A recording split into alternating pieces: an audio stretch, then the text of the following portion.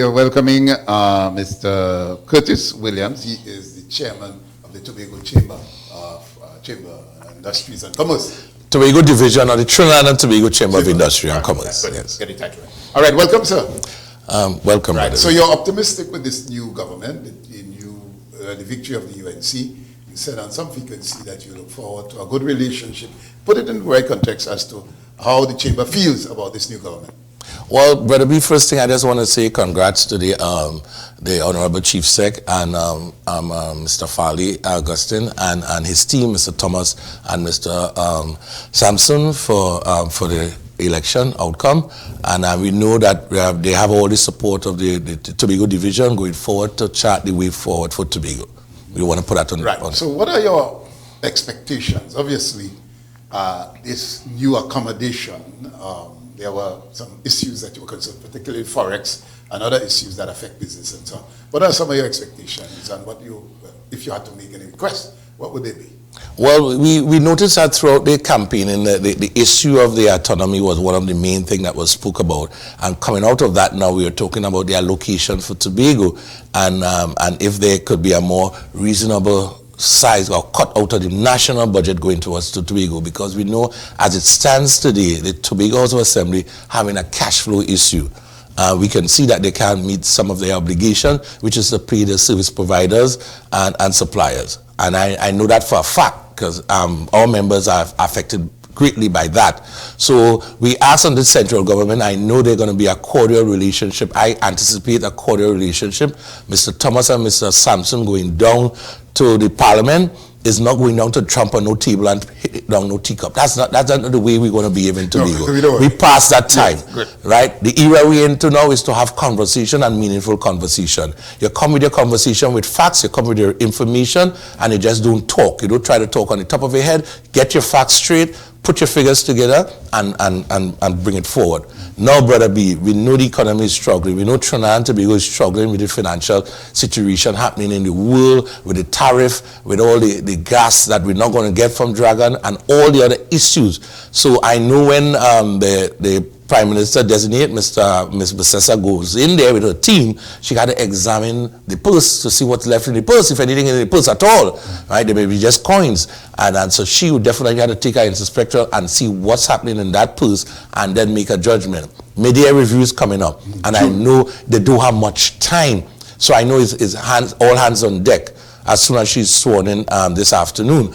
So I anticipate, as I indicated that before, that it will be a rough start, but eventually I think things will smoothen out. Very good. All right. So we and of course we don't know what they will meet in the budget, in finance. Yes. And that's critical. Whoever the finance minister is, have to make his assessment as how this mid-year review can be meted out, and that below allocation for Tobago that we normally get mid-year and so on. And how will that pan out throughout? But let's bring the business community into perspective here.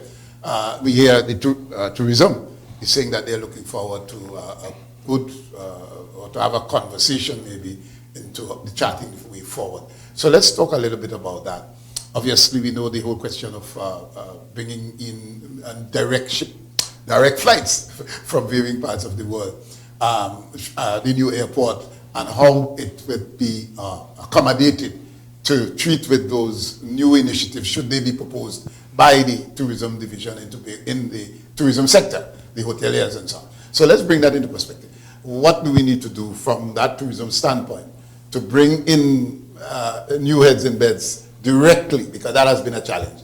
We know Air Canada is back, however it's just Trinidad, Canada, Toronto, Trinidad, Air Canada, the possibility of having direct flights to Tobago. That would be a game changer. Yeah, definitely. Tourism is a big ticket item for us here in Tobago. We had to develop the entire tourism industry. We have a new terminal building. They propose that it would have opened next month. I don't see that happening. June is right there. I don't see that happening based on the information I got yesterday about what's happening in that space. They're now trying to find security officers for the airport. They don't have anybody. So I know that, again, when the central government, the past regime, was putting this plan together for that terminal building, should have been thinking about training Tobagonians to fill the different gaps within the airport authority, whether technicians, whether electricians, and all the other aspects of that airport, because it will take a good bit of folks. Now you have to import folks from Trinidad to outfit it. Now the tourism industry in its whole now, so we have the terminal building, we need airlifts. We need room stock and proper room stock. And all of that must be in a conversation that the stakeholders, as well as the Tobago House Assembly and the central government, must meet. All heads must meet together to talk about it. I think yesterday I heard about Sanders, and we don't know what would happen in the conversation. But Tobago, we wanted Sanders, and that we all sign in on Sanders. So the conversation will be led from Tobago now, going to the central government and said, okay, we want Sanders under these various conditions, A, B, C, D, F, G, and then we will meet with the Sanders executive and identify a couple of things that they may put in the proposal that might not be palatable to us. So the conversation of a direct investment in Tobago is, yes, definitely we need it. Whether it is Sanders or Marriott or any other stakeholders coming into this space, yes, we will accept them, we need it.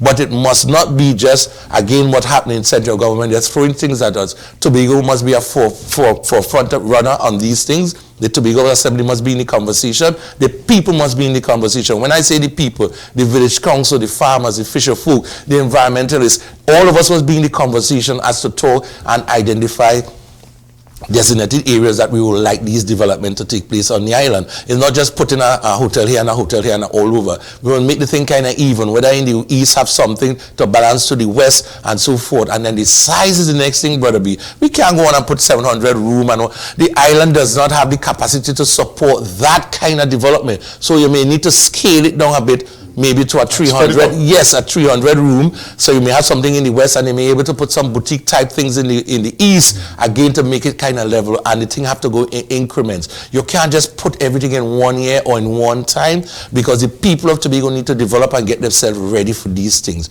Tourism is a holistic thing, Brother B. And we're not talking about tourism just sand, sea. No, Brother B, we had to look at all the ecotourism. We had to look at our cultural tourism. We had to look at our sporting tourism. All these other areas could be developed while we're talking. And that's why the conversation had to be a broader conversation and just not only hotels, sand and sea. Excellent. All right. One of the concerns that our business people would have is the currency, the devaluation of the TT dollar. That has been bandied about on the political platform, especially from the UNC platform. And there are those who are fearful, and the business community should be nervous about this, if it is that the TT dollar has to be devalued as an approach to earn more forex or foreign US currency. Give a perspective. Is that advisable? Well, I was speaking to a couple of economists, and our big problem, and my big problem, as I indicated to them, I'm not hearing from the central bank. Brother B, all this forex that we're talking about, is the central bank is the one supposed to be the one to do the regulating. And they are the regulators, central bank and the other folks that are sitting within these remits. They are the regulators, and they must, and I'm not hearing from them. So all we're talking about is the fluctuation of the dollar and how it is, but we in business, we not buying at 6.89, but sometimes we trading at 8 point something. So it's already? Yes. So realistically, it's already up there.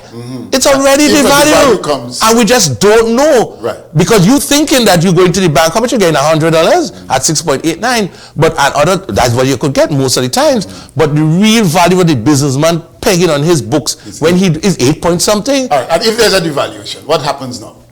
Well, if there's to be some movement, let's just call it devaluation. I'm talking to some movement. So that maybe you call it into being. No, if there's supposed to be a movement in the rate, the central bank need to play a critical role in that. They are the ones who will regulate the thing and watch the inflation level, to watch everything and regulate it. And I think the central bank is supposed to play a more important role in it. They are very silent on the issue, and for some strange reason, whether we like it or not, they're going to be a movement.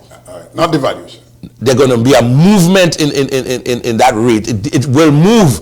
As much as we would hold it, we may hold it for the next year or two, but there may be, soon I see there's going to be a movement, because as I indicated, the central bank take their role and purpose as part of the regulated system it would work for us. So let's speak about, business is about supply, demand, gain, or profit, capital. Correct. If this movement, as you are cautiously putting it, takes effect, let's say maybe next year, from a business standpoint, obviously the business community or the businessman is not going to face the blunt of whatever increases that he has to incur. Obviously that will be passed on. I'm talking about the ripple effect, the rising cost of living and so on. What we don't want is, so just talked about the cause and effect of any possibility of any movement that would affect us negatively. What are the repercussions? Brother B, you see, because the thing bantering around, and when I look into what the Prime Minister designate spoke about, I listened, I went back and played back the tape to hear what she was talking about, and it's the same thing she mentioned, we will look at the central bank and meet with the people, and then there will be some shift. They ought to be, because we need to get this thing tidy up at once and for all. The 50,000 that the PNM then government was promising throughout from the Exim Bank, what that was going to do, I mean, I don't know how that was going to help in any way accordingly, but overall, as I indicated, they definitely, I see the way going down the road, not might be now, that there will be some movement. The movement, yes, once the central bank have grip of what's happening in the economy, in terms of the inflation and all of that, and it must be monitored properly, then I think there will be an ease. It won't be something sliding to say in the morning the rate moved from 6.89 and gone to 7.5 or something like that. The movement might be so slowly and slightly that you might not feel the ease of it. But let's look at the other picture. Trump tariff.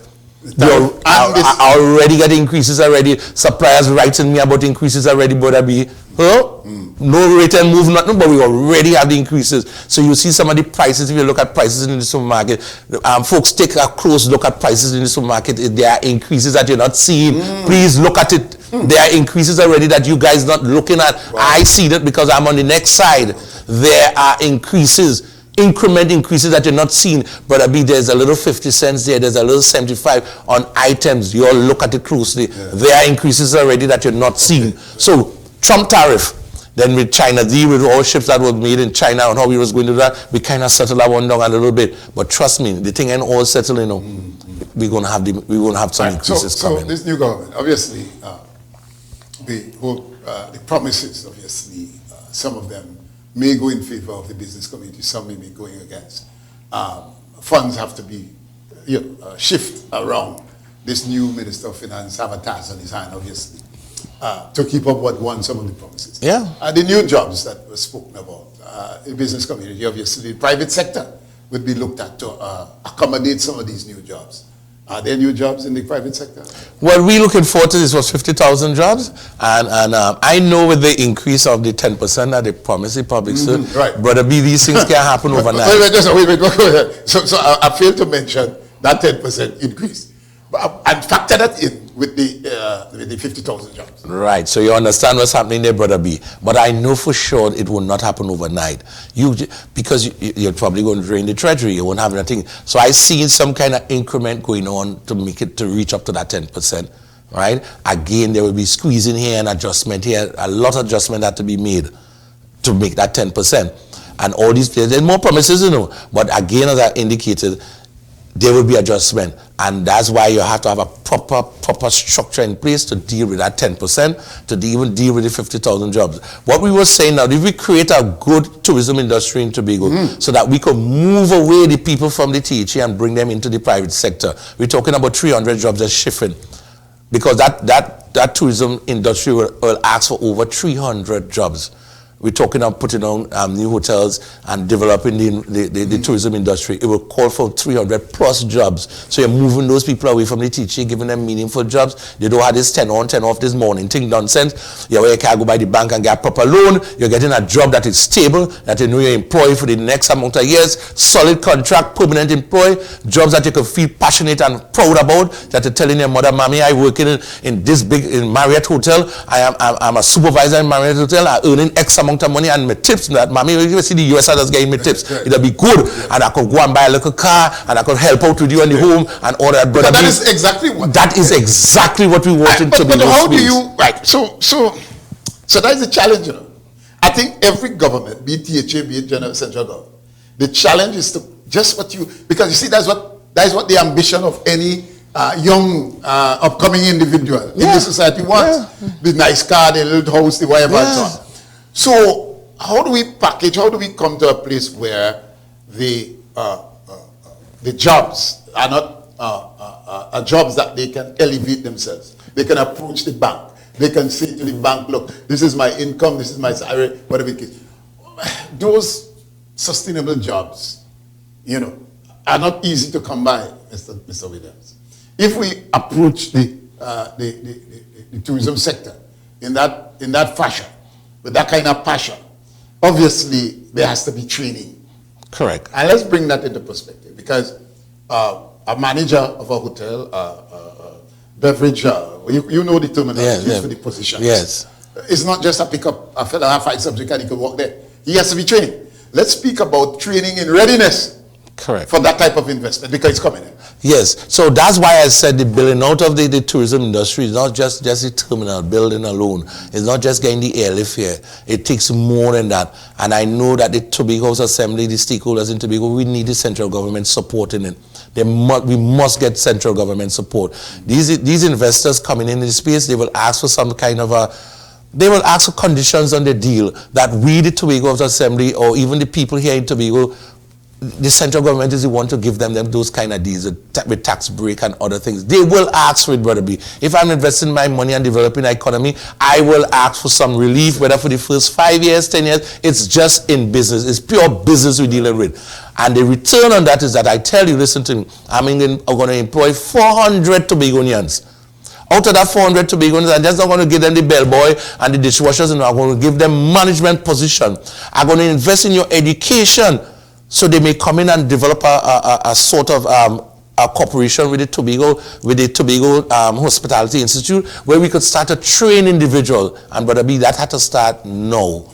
We can't wait until the soil starts to turn. It must start now. And with that now, we can move people. We can see people coming out of secondary school, going into hotel school, looking for a meaningful job in the hospitality area.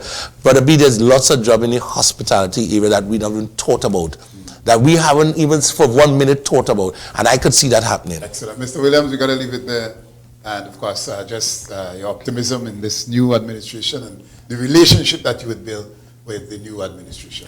Yeah, definitely. And I know we have worked with the UNC, the People's Partnership, before, and we had a great relationship with the Tobago Division. And I can rest assured Tobago, we will continue the Tobago Division of the T&T Chamber of Industry and Commerce will have a great relationship with the new government going forward. And we will work in the interest of the Tobago population. Excellent. Thank you again, and all the best to you and the Chamber.